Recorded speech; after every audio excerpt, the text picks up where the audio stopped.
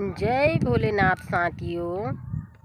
आशा करती हूँ आप सब सकुशल होंगे और अपने जीवन में पूरी पॉजिटिविटी के साथ आगे बढ़ रहे होंगे। आज मैं फिर अपने बारे में कुछ और बोलूँ,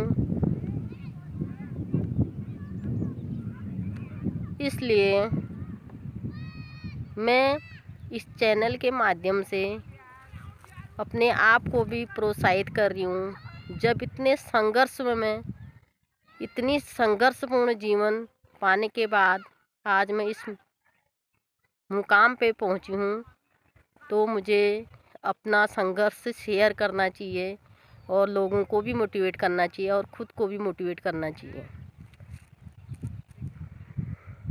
इस यूट्यूब ने मेरी पुरानी यादें सारी ताज़ी कर दी, जिनको आज मैं एक एक करके सजो के रखना चाहती हूँ। 5वीं पास के बाद जब मैं इंटरमीडिएट कॉलेज गागरीवाल में प्रवेश करने गई, तो उस समय हमारी उम्र लगभग 12 से 13 साल होगी, क्योंकि 1 साल उम्र कम करके उस समय स्कूल में डाला करते थे। तो उस समय का रूटीन आपके साथ शेयर करती हूँ। उस समय लगभग जाड़ों के समय में जब स्कूल 9:30 बजे पर खुलता था, मैं सुबह अपनी मम्मी के साथ उठ जाती थी। लगभग 3:30 बजे माँ भैंस का दूध निकालती थी और पापा को चाय चूई दे के मैं रात की 2 रोटी बासी खाकर अपनी माँ के साथ जंगल जाती थी। लगभग 25 किलोमीटर आना जाना। वहाँ से मम्मी लोग सोतर, जिसे चीड़ की पत्तियाँ सूखी लाती थी, मैं लकड़ियाँ लाती थी और बहुत सारे लोग जाया करते थे चिराग जलाकर। और जहाँ से हम ये चीज़ लाते थे, वहाँ पहुँचने तक हमें उजाला उसी समय हुआ करता था। उजाला होते ही हमने अपनी अपनी गठरी बनाई। हम दौड़ दौड़ के भाग के आते थे। 8:30 बजे हम लोग घर पहुँच जाते थे।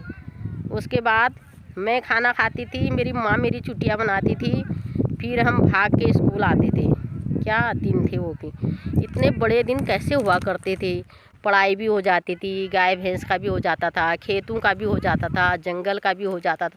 कितने अच्छे टीचर रहे होंगे हमारे, जो सारी चीज़ें उस क्लास में ही हमको सब कुछ बता देते थे, कुछ समझा देते थे। कुछ भी रटने की चीज़ें नहीं होती थी, सारे पढ़ते पढ़ते सब याद हो जाता था। साथियों, इन्हीं शब्दों के साथ आज के ब्लॉग को मैं यहीं पर ख़त्म करती हूँ। आशा करती हूँ आप सब्सक्राइब, शेयर, कमेंट ज़रूर करेंगे। यदि मेरी लाइफ की स्टोरी अच्छी लगी तो मुझे कमेंट करके बताना, मैं और आगे कुछ शेयर करूँगी। नहीं तो फिर दूसरे टॉपिक पे वीडियो बनाऊँगी।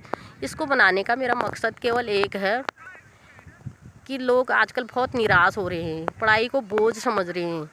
बेरोज़गारी इतनी होगी कि पढ़ाई से बच्चों का मन उड़ गया। लेकिन पढ़ाई अपने आप में इतनी महत्वपूर्ण है कि नौकरी ही ज़रूरी नहीं है। इंसान में हुनर होगा तो वो कैसे भी अपना जीवन यापन कर सकता है। पढ़ाई वो कलम, वो चीज़ है जिसकी किसी चीज़ से तुलना नहीं की जा सकती है।